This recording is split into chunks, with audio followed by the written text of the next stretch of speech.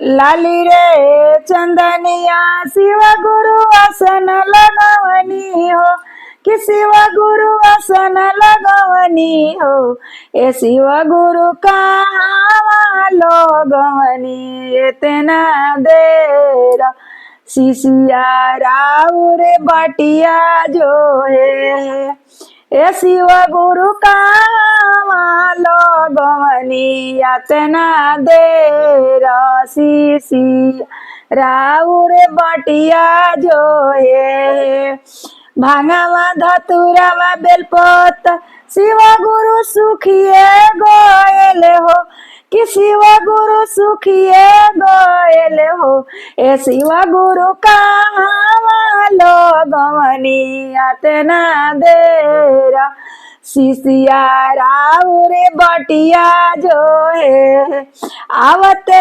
रहनी है शिशिया आवते रहनी है ए शिशिया रहिया में भेटी गोयल नीराधन ता झोलिया भरत देरिया भइले ए शिशिया रहिया में भेटी गले बजिनिया ता गोदिया भरत देरिया भइले।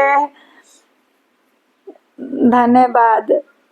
हमरा वीडियो में बहुत बहुत स्वागत बा। सब लोग के सब्सक्राइब करम आ बेल आइकन दबाए आ गीत पसंद पड़ी तो कमेंट भी करम।